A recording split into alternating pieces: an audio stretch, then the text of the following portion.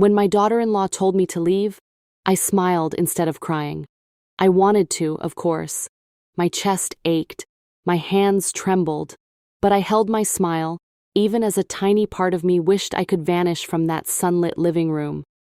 I had come to meet her family for the first time, and I had acted like a naive, poor mother, hoping to see their hearts. What I saw instead broke me in ways I never imagined. I had dressed simply that morning, in a soft cotton blouse and faded jeans, the kind of clothes I thought would make me look harmless, unthreatening.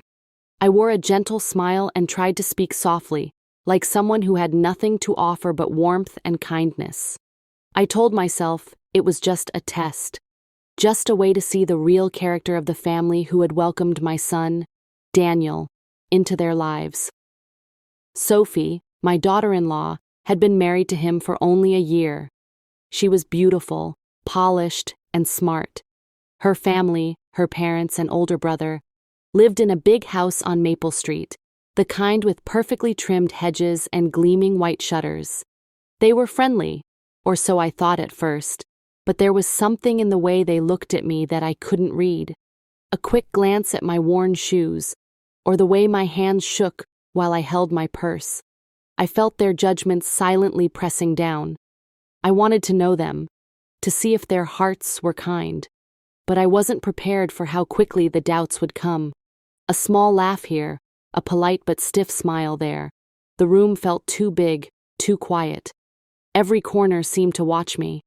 I reminded myself to breathe, to act like the naive mother I pretended to be. But deep inside, I was screaming. I wanted to tell them the truth. I wanted to say, I am Margaret. I am your son's mother, and I love him fiercely. But I didn't. I stayed quiet, and I waited. And in that waiting, I learned things about people and about myself that I would never forget. My name is Margaret Lewis. I live in a small town in Iowa, not far from the fields and quiet streets where kids still ride their bikes without fear. My son, Daniel, grew up here. He was always thoughtful, a quiet boy with a gentle heart, the kind of person who notices when someone is sad before they even speak. When he told me he was engaged to Sophie Carter, I was happy, truly happy. Sophie was charming, well-mannered, and beautiful in that calm, effortless way that made people trust her immediately. Her family, the Carters, were well off, though not in a flashy way. They had money and manners, polished homes, and a pride in their appearance that was obvious but not overbearing. Mr. Carter, Sophie's father, wore tailored suits even on weekends, and Mrs. Carter had the kind of soft, elegant look you only see in magazines.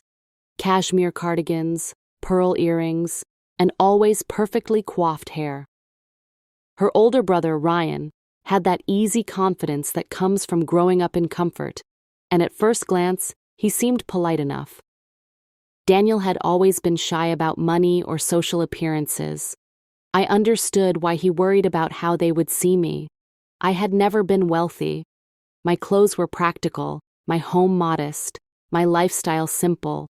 But I also knew something they didn't.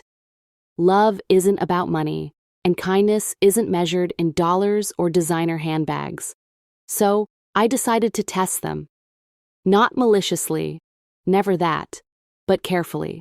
I would act naive, modest, even a little awkward. I wore my oldest cardigan, a simple silver necklace my mother had given me years ago, and I smiled as much as I could. My hands were slightly wrinkled, my hair pulled into a loose bun. I wanted them to see me as someone who had nothing, someone they could look at and not feel threatened by. The morning I arrived, I parked my old sedan on the cobblestone driveway of their home.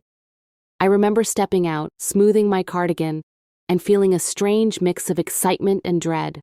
I rang the doorbell and Sophie opened it almost immediately, her bright eyes scanning me from head to toe.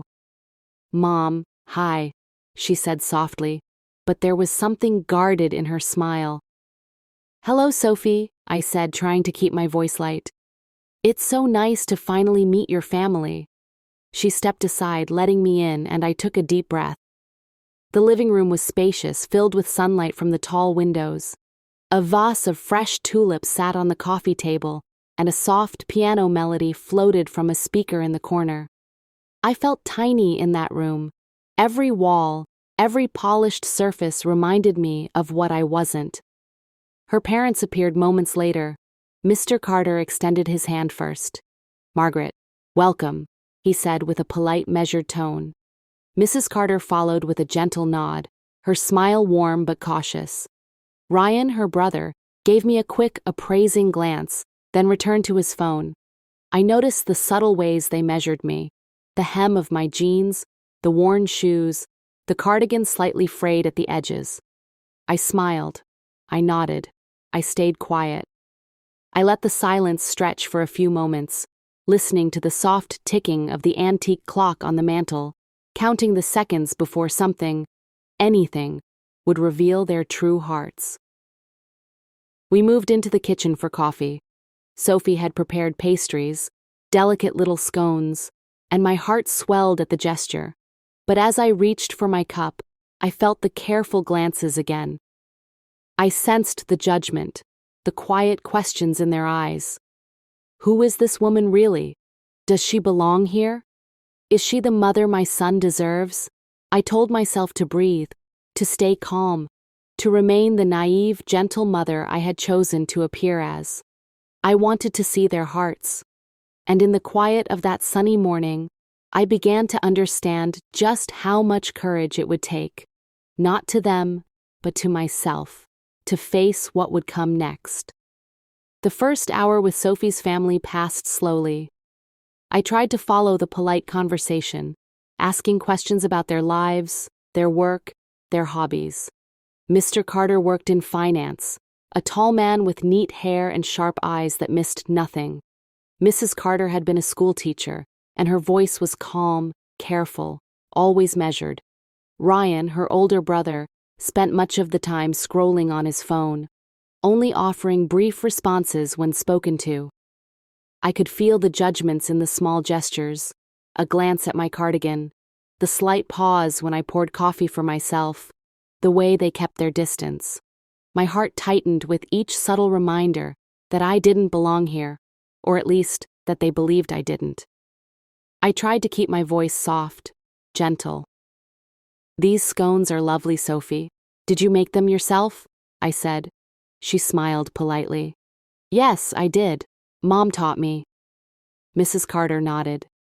"It's always nice to bake for family. Makes the house feel warmer." I smiled, but I sensed the unspoken question lingering in the air. "And you? What do you do? How do you run your home? Can you even manage it?" I shifted slightly, trying not to let my discomfort show. I had come here to test them, to see if kindness existed behind their polished exterior. But now, with each passing moment, I felt like the naive mother I pretended to be was shrinking under their eyes. Later, Sophie suggested a walk in the garden. The sun was high, and the tulips in their yard swayed in the gentle breeze. I followed, my cardigan brushing against the soft grass. Ryan lingered behind, arms crossed, his expression unreadable. "You're quiet," he said suddenly, looking down at me. "I didn't expect you to be like this." I paused, unsure what he meant. "Like what?" I asked gently. He shrugged. "I don't know. Simple, I guess. You don't act like other moms I've met. Not pushy, not showy." I smiled politely, but my stomach tightened. "I've never been one for grand gestures," I said softly. Ryan raised an eyebrow. "You seem okay with being overlooked." I didn't answer immediately. Should I? My heart told me no. I wanted to see what he would do with this observation. Would he show kindness, understanding, or judgment? He only looked away and started walking again, leaving the question hanging in the spring air. Inside later, we gathered in the living room again. Sophie asked me about Daniel's childhood, about small stories of him growing up. I shared memories carefully, choosing moments that showed his thoughtfulness and gentle nature. I wanted them to see what I saw, the kindness, the heart, the love I had raised. But I noticed Mrs. Carter nodding politely while her eyes skimmed over the furniture, the floors, even the teacups I had brought from home for my visit. Every glance was a subtle reminder of my place, or my lack of it, in this polished world. At one point, Sophie's father made a comment about family traditions. "We've always hosted our children's partners at Sunday dinner," he said. "It's a way to see how they fit into our family. Comfort, manners, all that." I nodded, feeling a quiet pang of doubt. I had expected some tension. I had even expected judgment. But the way he said it, almost like a test, sent a small shiver down my spine. Later that evening, we moved to the dining room. The table was set with gleaming silverware, folded napkins, and crystal glasses. I felt a quiet awe at the effort they had taken to make everything perfect.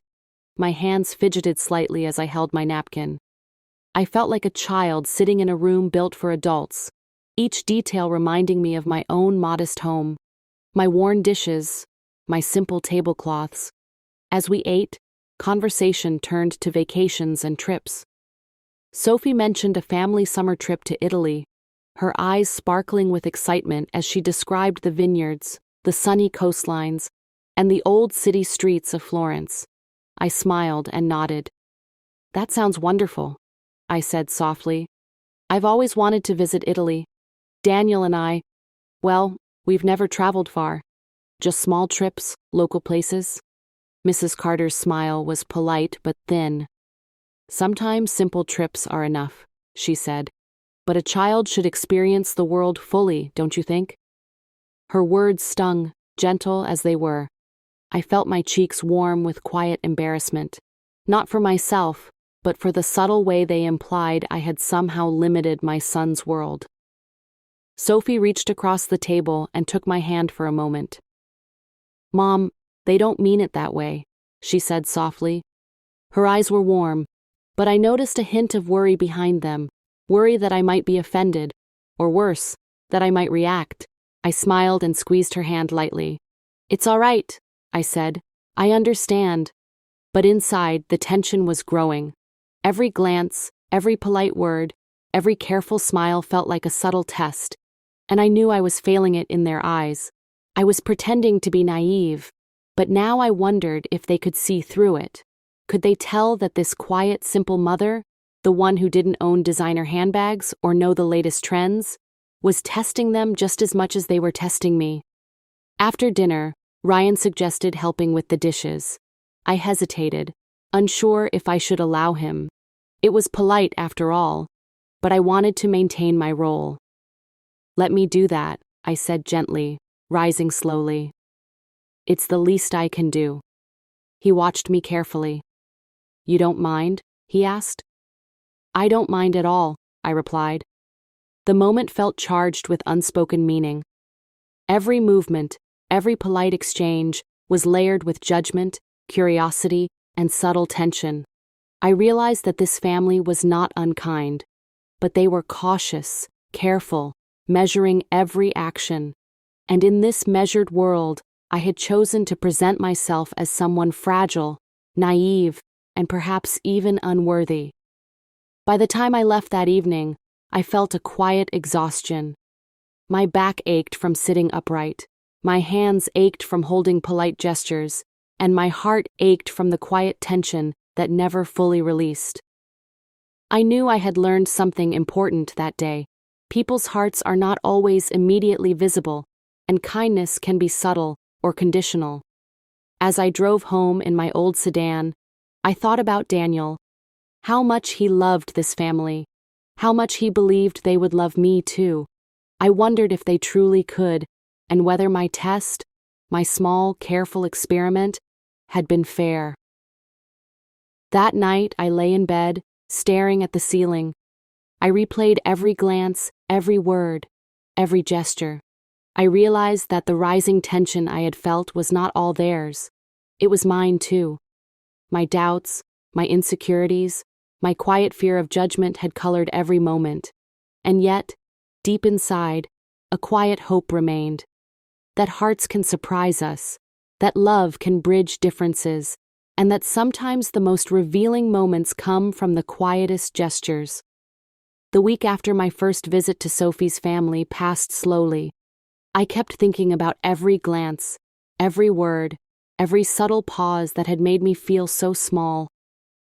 I knew I had set this in motion, my little test, my act of being naive and unassuming. And yet, I had never imagined how heavy it would feel, how quickly the weight of judgment and expectation could press down on me. Daniel called me every night. His voice, calm and gentle, always asked the same question. "Mom, are you sure about this?" "I'm fine," I would say, trying to sound cheerful. "It's all going as planned." He hesitated, a quiet sigh on the line. "I just hope I don't know, treat you kindly." "They do, Daniel," I said softly. "I'm just learning a lot about their hearts, that's all." But inside, I was unraveling slowly.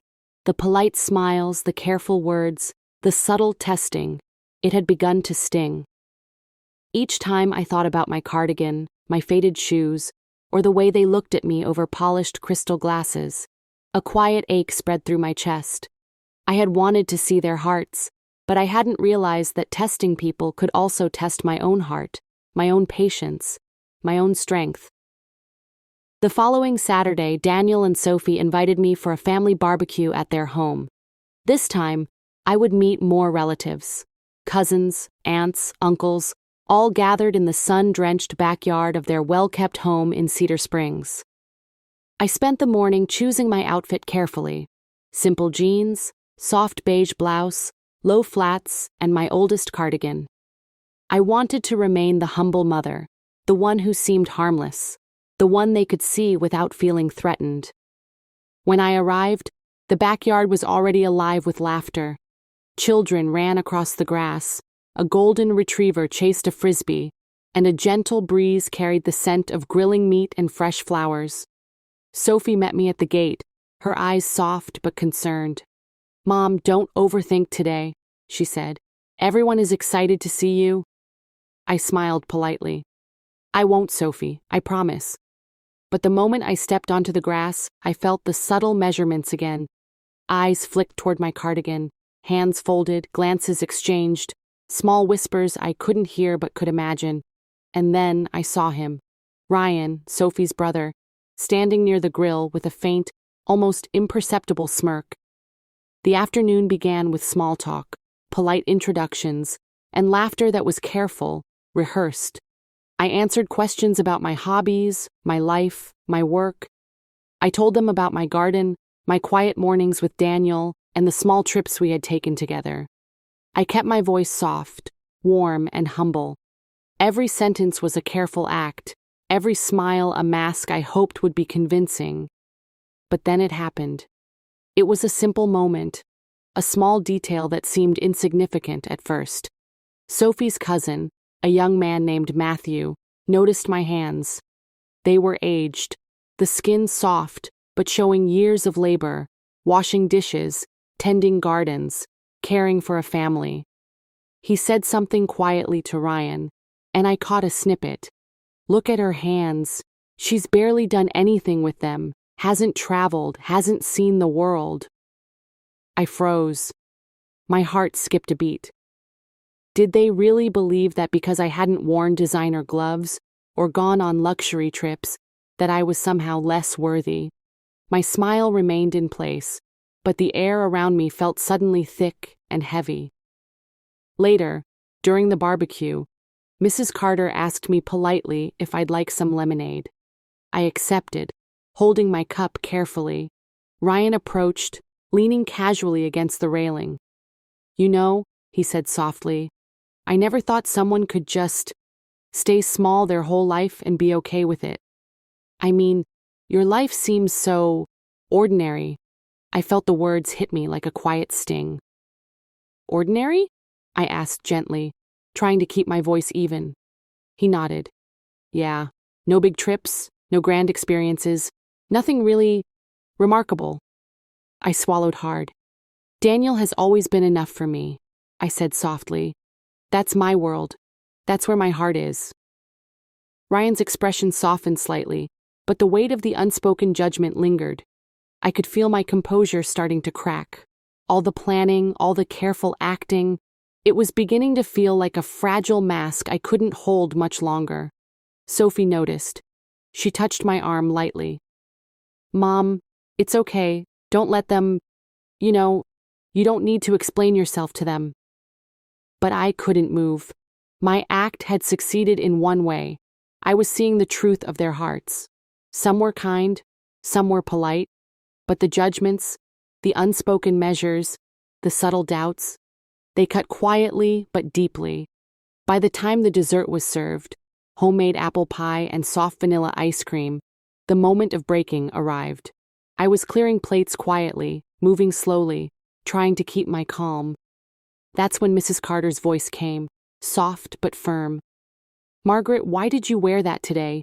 You didn't have to pretend." I froze, my hand still on the plate. "Pretend?" I whispered. "Yes," she said, her eyes meeting mine. "We all know you've acted, humble, naive, like a woman who has never lived outside your little bubble. Why would you do that to yourself? To us?" The words were quiet, but they echoed inside me. My mask cracked. Tears blurred my vision, but I held them back. I could feel every heartbeat, every tremble in my hands. I wanted to see your hearts," I said softly. "I wanted to know who you were. I thought that by showing myself as I am, simple, ordinary, I could see the truth of your kindness." Sophie's eyes were wide. Daniel stepped closer, his hand on my shoulder. "Mom," he said softly, "why would you do that to yourself?" I shook my head, tears slipping freely now. "I wanted to test you. I wanted to know if love and kindness mattered more than appearances. But I think I broke myself in the process." A long silence followed. The laughter of children, the barking of the golden retriever, even the soft music from the radio, faded into a quiet, heavy pause. I could feel every gaze, every judgment, every unspoken thought. And then, slowly, Mrs. Carter's expression softened. "I see," she said quietly. "You didn't come to test us. You came to test yourself, to see if the world is as kind as you hope it is." Ryan's gaze shifted, no longer curious or judgmental, but thoughtful. Sophie smiled softly, squeezing my hand.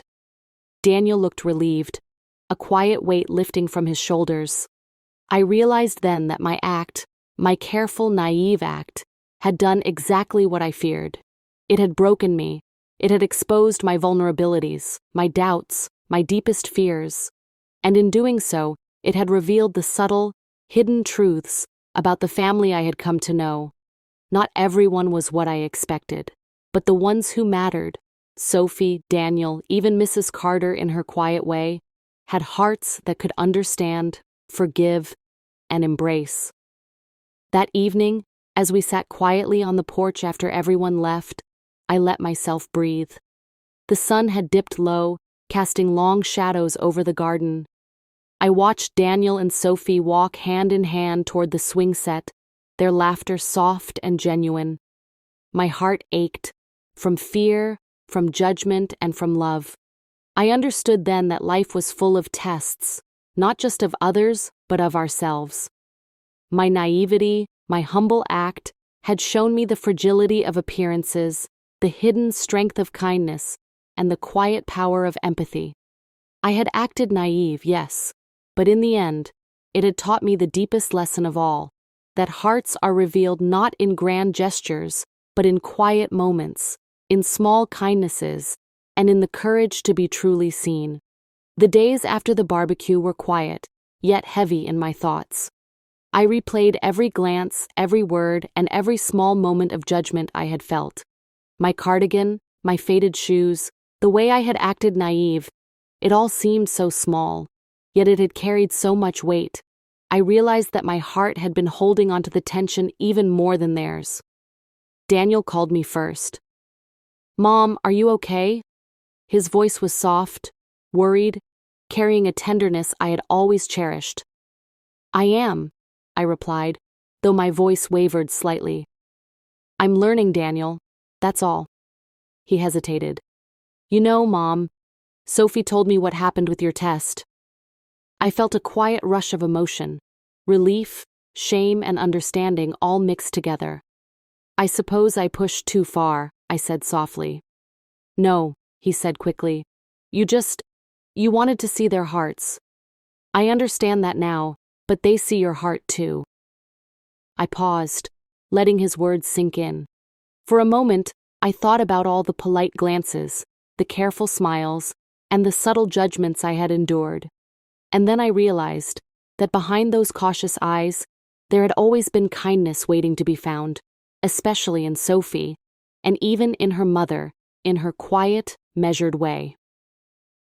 A few days later, I visited their home again, not as a test, not as an experiment, but simply as Margaret, Daniel's mother.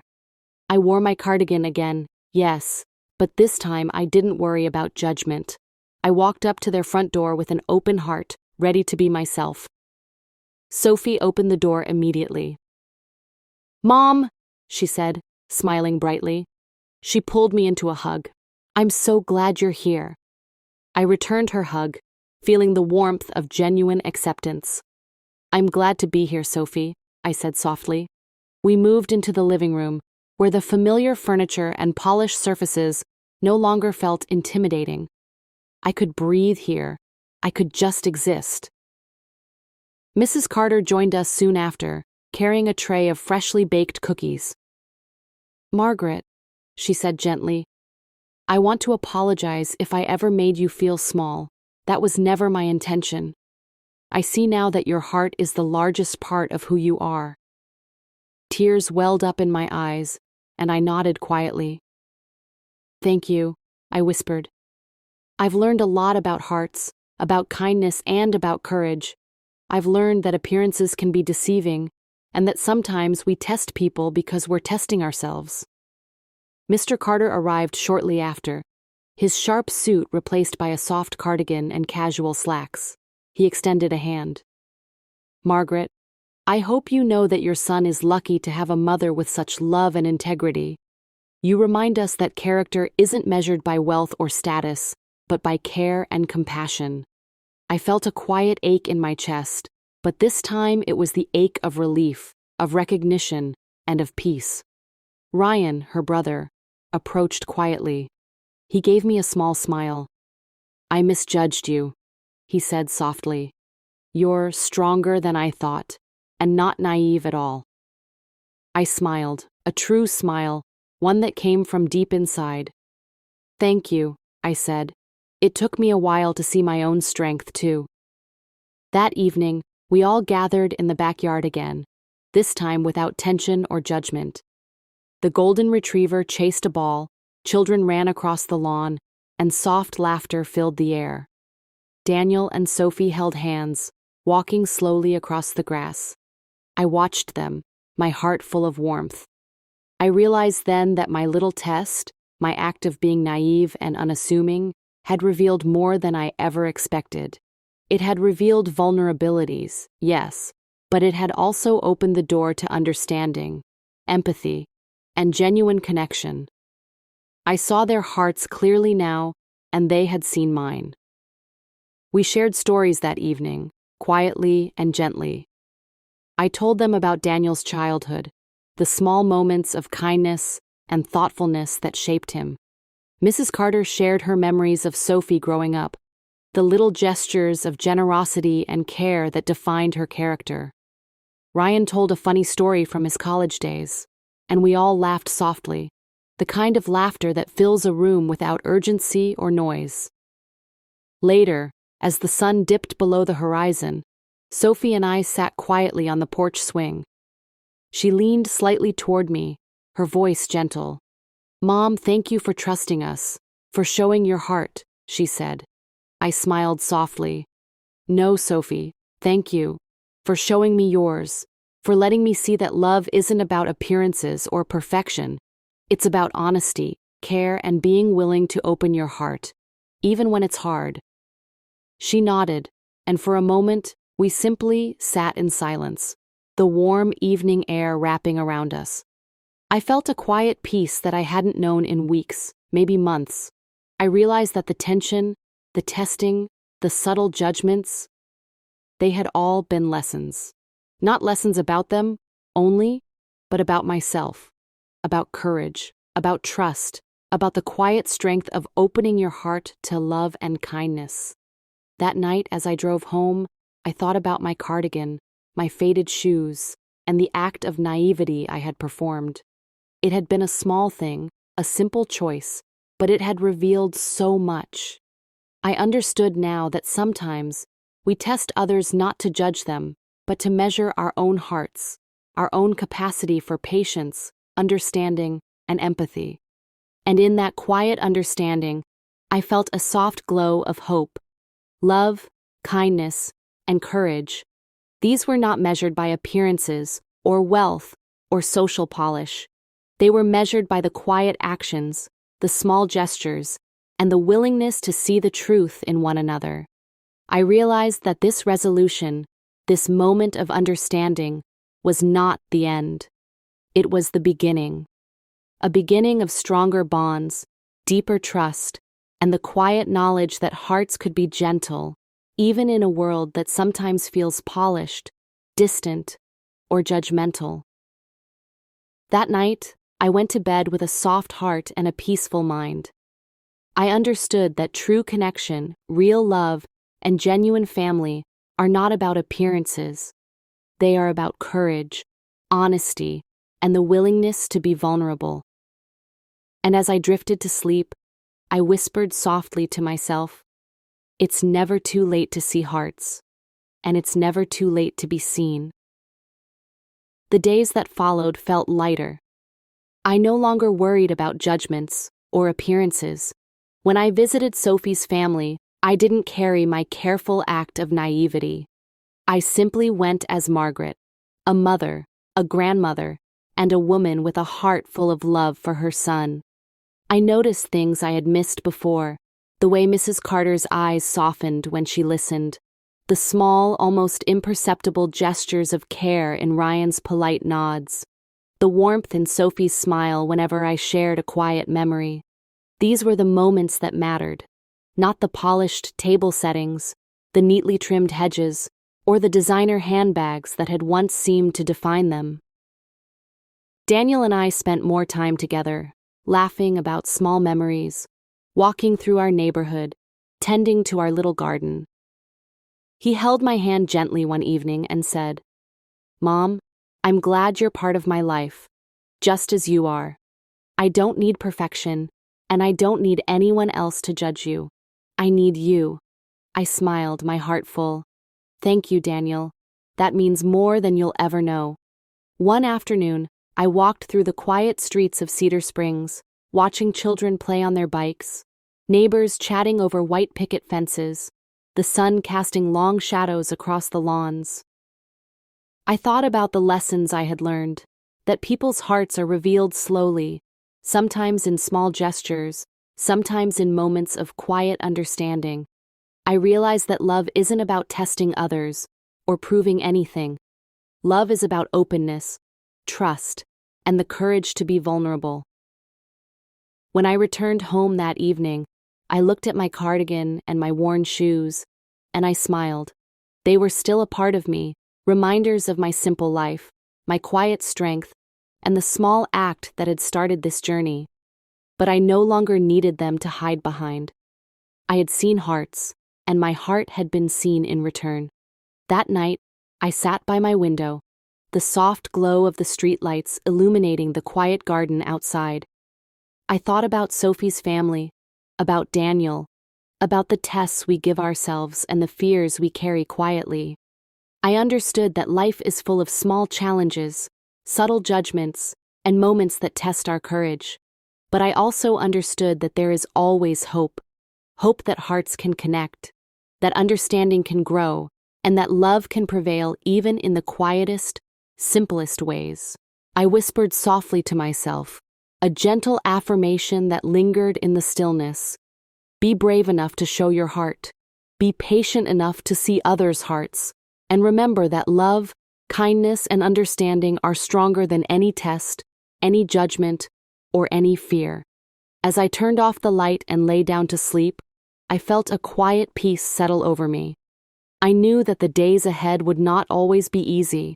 There would still be moments of doubt, moments of judgment, moments when appearances could cloud understanding.